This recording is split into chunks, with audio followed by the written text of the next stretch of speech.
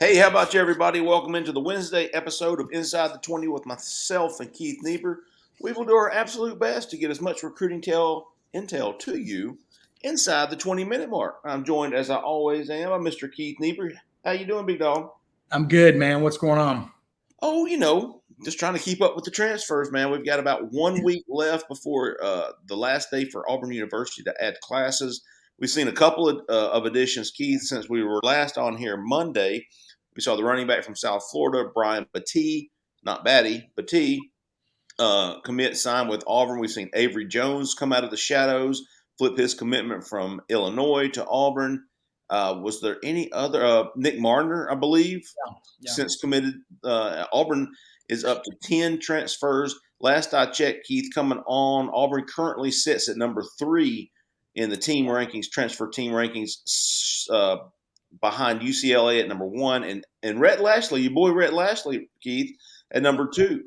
Yeah, and FSU also in there. So there's some real, and for those that say one person's trash is another person's treasure, just look at FSU. This is a team that had like 3 or 4 straight losing seasons, hit big in the portal last year, specifically with Jared Verse, the talented rush and edge guy.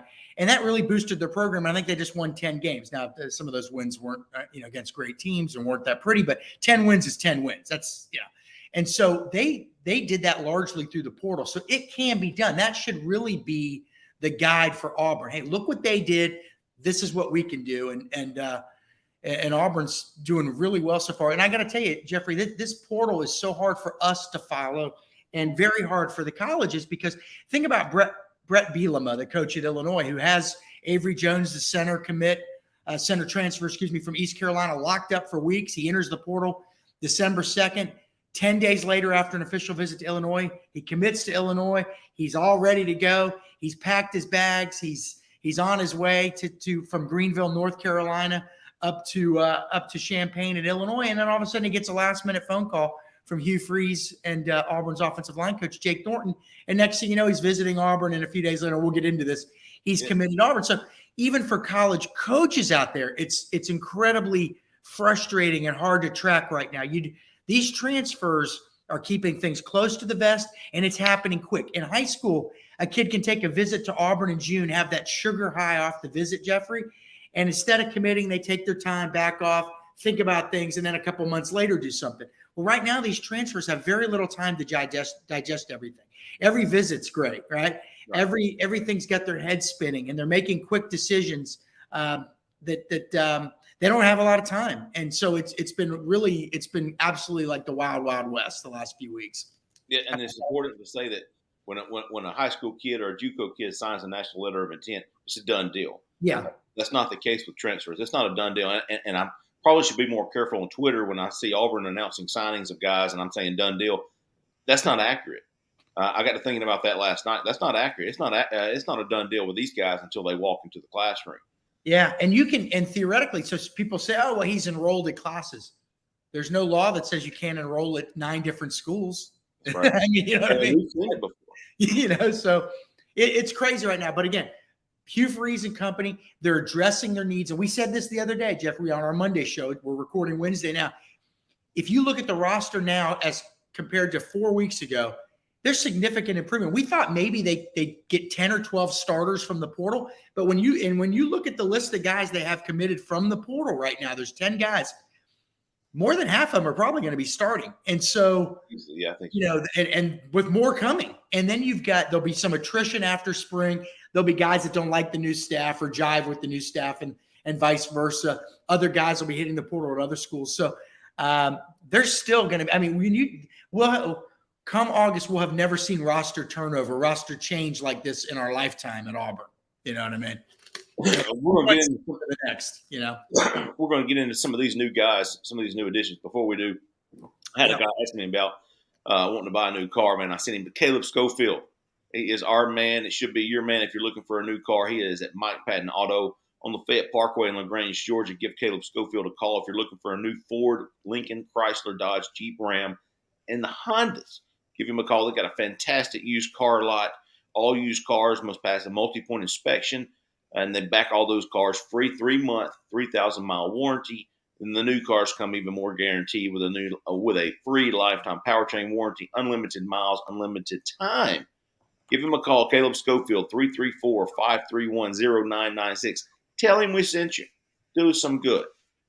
Keith, let's see. Last night, you talked a little bit about Avery Jones, and I kind of wanted Yeah. to, you talk about last minute.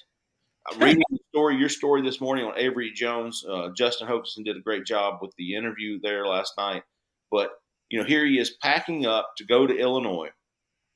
He gets a call Sunday. Sunday's the last day before the dead period for transfers. And, of course, they can resume visits this weekend. But as far as this week goes, it's 5 o'clock on Sunday. I think that was about the time I got Brian Bettee after he left his little short one-day visit. It looks like everything's done for until before the dead period starts. This guy gets a call Sunday afternoon, jumps on a plane, flies to Auburn or gets to Auburn. He's got about 4 or 5 hours before midnight and the start of the dead period. Auburn gets him in, impresses him enough to where and Keith, I'd never heard of the guy. I was not aware of it. He was going to Illinois. Didn't know Auburn's interest in him. The only reason I heard about him was because I used to work at 24/7, and they have a really solid East Carolina site, and Steven, the writer there, had written about him a few times and knew he was a good player, but didn't know. So when he committed to Auburn, I was like, okay, it rang a bell, but didn't even know he was on Auburn's radar. Jeffrey, they actually started talking to him Saturday, but couldn't get him to visit Saturday. So then it became available Sunday. So go ahead, I interrupted you there. Yeah, I just thought it was, the day was over with Sunday. It was dark. Sun went down. Christian Clemente and I had gotten our last interview, went home thinking everything's done. We know who's visited. We know who hasn't. And which is why I had no idea about the skip. Get him in late Sunday night, and before midnight, you get him gone. And then what was it? Was it Tuesday he committed? Yeah. And it's like you guys are sitting there thinking, okay, we finally got our arms around this thing. Right. You know what I mean? Like, yes. God bless you guys. You finally got your arms around this whole transfer portal thing. And, but Auburn has the need, right? So you got Tate Johnson coming back at center, but that's one guy. I mean, we've talked about, improving your rooms, right? So you need 2 guys at every position along that offensive line. If you're fortunate, you'll have that many guys. 10 guys would be great. 10 guys that can play. But they really felt like that was too big of a need. And when they evaluated to pass by, and then, when they evaluated him, he told us, he said that talking to our coworker, Justin Hokanson, they said that I can do things that not a lot of centers can do. He has a pretty good pedigree. He was a 4-star recruit coming out of high school, signed with North Carolina. That didn't work out, transferred over to East Carolina, which is kind of one of those little programs that survives year after year and usually puts out a pretty good product. And East Carolina's got plenty of guys in the NFL. And when I say little program, I mean they're not super little. They play in a 60,000 seat stadium, nice setup over in Greenville. But this was a chance. He thought he was realizing a lifelong goal by going to the Big Ten, and Auburn was able to swoop in. And he zoomed with the strength coach. I mean, they had to cram everything into a short period. He's zooming with the strength coach. He's zooming with the nutritionist. He's meeting with Hugh Freeze and Jake Thornton, the new offensive line coach, and they're telling them about what they're going to do on offense, and they don't have, what they don't have and what they do have, and it just all lined up. And lo and behold, now Auburn has 3 really solid offensive linemen. Am I missing any out of the transfer portal? You got Gunnar Britton, a tackle, Dylan Wade, a tackle who maybe could play guard, and then you've got this young guy. Now they missed on some guys. You're not going to get every guy. We said they lost out on an offensive lineman to Florida last night. They're recruiting other guys that they're not going to get. It's an absolute feeding frenzy right now. The Florida States of the world are battling for every guy. Florida has big needs. Miami's going and grabbing guys. But when you look at what Auburn's done, it's been significant. So the offensive line now, with Jeremiah Wright back and Cam Stutz, and you're saying, okay, all of a sudden, it's now you got a visualization of the first string, right?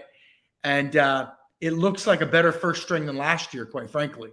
If you just look at you've got Xavion Miller, you've got Jeremiah Wright, you've got Avery Jones, you got Dylan Wade, you got Gunnar Britton.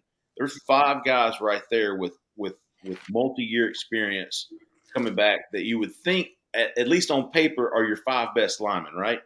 Well, Xavier Miller is the only one I don't know because he's coming from G. Yeah, But yeah, I mean, they signed him thinking he was got to have a chance to start, and if not, he sits for 1 year and probably starts next year. right. Not sit, but he wouldn't, if he's not in the starting rotation. So, and they still have work to do on the offensive line. I think you're going to see, and also we shouldn't forget there are guys returning that could make that jump. Eston Harris, Garner Langlow, Colby Smith. There are guys on the roster that it's foreseeable that they could make that jump. Okay. I mean, again, I always point back to Robert Leff. Everybody thought Auburn was dead in the water when he was going to have to start that 1 year at right tackle. He was pretty damn good. It just took a while to get there. In fact, I mean, I haven't had too many right tackles as good as him since then. I guess Driscoll and Winega, I guess Driscoll was the right tackle, was solids too. So, but I mean, you just never really know. And also, if you have 4 solid guys and you put out a guy, the 5th guy maybe isn't where he needs to be, the other 4 can kind of pick him up a little bit too. Not all 5 are going to be studs at any given day, And this guy, Avery Jones, he started the last 2 years at center for East Carolina, but the year before that, Jeffrey, he started, I think, at guard. So if Tate Johnson makes this big ascension, because really he played out of, I don't want to say desperation last year, but that's probably the right word. That's not a knock on him at all. We love the kid, you know that. But Nick Brahms was hurt. He wasn't supposed to have to play next year or last year. Excuse me. It wasn't a situation where they expected him, and so he came in and did an admirable job. But now you can say, okay, if he's ready to make that jump and be a true starter, then we can move Avery Jones to a guard position, and if not, then he can be a valuable backup until he's ready. So they're going to have more options. Obviously you got to stay healthy and all that. That goes without saying. But Dylan Wade looks like a guy, number 20 offensive tackle in the transfer portal. Jeffrey, he looks like a guy that could maybe play guard or tackle. Sure. So there's some flexibility there. And again, I don't think they're done. And we know they're probably not, because we thought when we woke up yesterday that if they may be done for this early period on the offensive line. A guy we had been thinking, what's the name of the lineman from Baylor that picked Florida? That's the guy we thought they had a chance to land. Yeah. And I'm telling you, a couple hours before he committed, Jeffrey, the writers in Gainesville said that, Florida's not in this. And then he commits to Florida. Everybody thought he was going to Nebraska. So it's not just reporters, believe me. It's coaches wondering where guys are going too. It's a little tricky right now. But again, Auburn has done a bang-up job. I mean, with 21 commits now from the high school and JUCO level, and then 10 transfer guys, with still room for many more guys. People always say, how many more can they take? Well, we had been told last fall they could maybe go up to 45.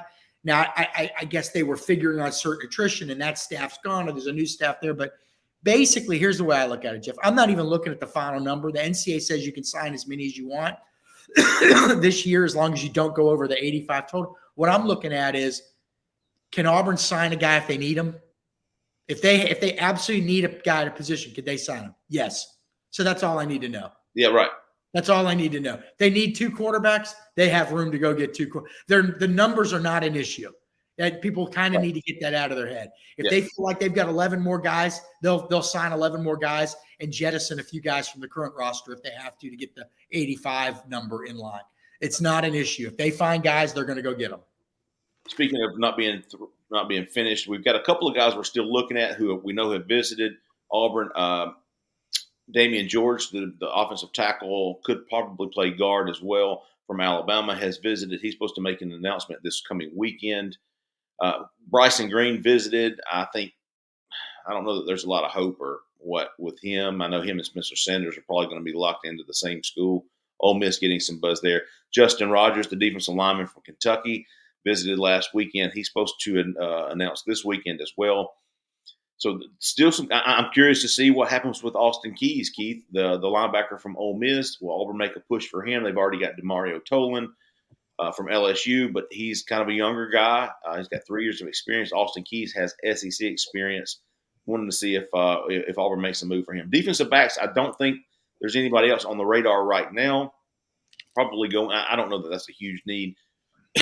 Auburn in most of these positions are looking at the portal and going, "Will this guy upgrade our room? If so, then let's make a move for him." And it's not about, "Hey, we've got 12 here, we don't need any more." No. Well, is that bottom 12 better than the guy that's in the portal? Because if not, they're going to try to replace that guy and up that floor. And also, Jeffrey, if you and I are playing DB at let's say Texas, and there's a new DB coach. Well, we'll say FSU. FSU's got a new DB coach. They just hired him, and we're DBs. So I've got a cold here, and we go through spring, and we just don't like the guy, or it just doesn't fit, or all of a sudden we've lost our starting jobs, and we don't know why. There's going to be more guys entering the portal after spring practice, and also after spring practice, Auburn will have had a few weeks to really analyze what they have and don't have, right? What their needs are and what they don't, where they don't have needs. So they'll be able to then circle the wagons at the end and kind of reset things and say, okay, now we probably need a guy here, a guy here, a guy, you know what I mean? So there's still plenty of time, but you have to like the direction they're headed and like what they've done over the last 4 weeks.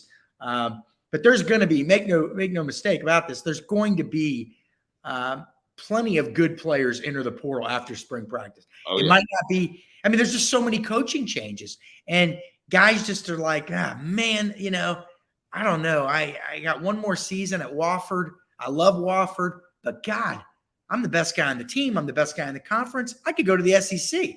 And so there's going to be some of that too.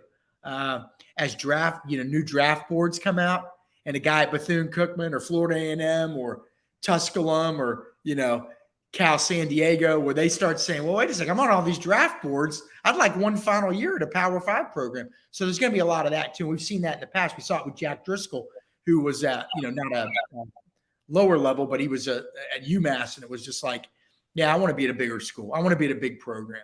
Let's see what I can do. Yeah. So I think there's going to be plenty of that too. I think, again, Auburn may go through spring practice and say, you know what? We're better at this position than we thought we'd be. We're fine here. Or they may say, I'll give you an example. The tight end room to me and you probably looks pretty damn good. Yeah. All these guys are back. But what if some of these guys don't necessarily fit what they want to do? Now they might, I'm just saying, but for argument's sake. So you may say, well, you already got Rivaldo Fairweather, but boy, I don't know. You got all these big guys. Maybe we need one more lean guy. So there's things that could pop up as well. It kind of works both ways, but yeah. Hey, Keith, one other guy, offensive lineman that visited, Walter Rouse from Stanford, visited back in December. Auburn's kind of slipped, or at least that seems to be the buzz. He's going to make an announcement soon, either today or tomorrow. I don't think Auburn made his final cut. I read a story from On 3. It was Nebraska, Iowa, and Oklahoma, I think. Oklahoma. And we think it's going to be between Nebraska and Oklahoma. Watch them pick Iowa. But, yeah. I mean, Auburn's got 2 tackles. And also, I think the fact that he's one semester away from graduating there's every school's got their own qualifications. You're like, how could a guy at Stanford how couldn't they make that work out? That's the Harvard of the West. There's always something, believe me. But we don't project him to go to Auburn. But again, with what they've done, Gunnar Britton, the number 3 tackle in the portal, and Dylan Wade, the number 20 tackle in the portal. Hard to complain. And I think Dylan Wade's probably, or at least Auburn, I think thinks Dylan Wade's better than the number 20 tackle. Well, I'll give you an example. Well, first of all, who did you beat out to land him? Well, they beat out Southern Cal, which, by the way, is cleaning up in the portal too. They're number 5. Yeah, coming off of a 10-win season, and then he's ranked. Dylan Wade's ranked behind a guy like Tommy Brockermeyer, who never did anything at Bama. Look, Bama's Bama. It's not knocking the kid. He's had injuries. But that ranking's sort of off his high school potential, basically. Right. So, but production-wise, Dylan Wade. And again, people are going to be like, "Oh, you're knocking Brockermeyer." No, love the kid. Think he's fantastic, but he's been injured. But Dylan Wade's produced already.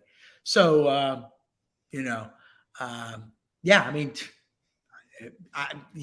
to be pleased. You got to be pleased. Absolutely. Now, it's going to be a jump up, obviously, for Western Kentucky and Tulsa. But they play big teams every year. Those guys know what they're going up against when they're on the playing for those teams. I mean, Gunnar Britton played at Auburn. You know what I mean? He knows. He went up against Auburn's D-line. I'd love to know what he thought about Auburn's D-line last year.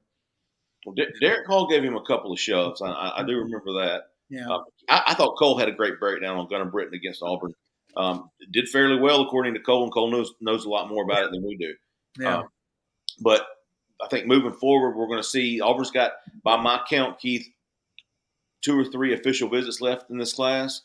Um, This weekend is going to be kind of a last ditch effort. We don't see a lot of high school movement as far as the February signing day. Yeah, I'm not saying there's something's going to pop up, I'm sure. Sure, But, absolutely. it'll be like a tight end or something like that that sort of played one season of football and was a basketball player, and so nobody knows about. It's something will pop up. Obviously, linebacker. Yep. You know what Kevin Steele used to tell us. Remember, he'd come down and talk to us that like it was so hard to find true linebackers that what you basically do is go find some athletic freak and just teach him how to play ball. So maybe there's something like that. You know what I mean? But right now we don't have many names. Yeah. Right now, I think we're keeping an eye on the Keys kid from Ole Miss to see if he'll visit this weekend. Yeah. Damian George, obviously. Justin Rogers, another guy that we're going to be keeping an eye on. So there's still a lot going on with Auburn before the last day to add is January the 18th. We're going to be working this weekend, seeing who's coming in. There's going to be some juniors coming in the month of January, some 2024 guys. We're going to be keeping an eye on that. Hope everybody, if you're not already, get signed up to Auburn Live on 3. We've got a special continuing $29.99 right now, not a penny more until next September. And would certainly get your money's worth, man. We appreciate everybody. If you haven't liked or subscribed to our YouTube channel, please do so. Hit that notifications. We'll be back Friday for a recruiting show, a lengthy recruiting show, and we'll be back Sunday for the call-in show. Appreciate everybody, man. For Keith or Zach in the back, I'm Jeffrey Lee, man. Y'all stay out of the left lane. See ya.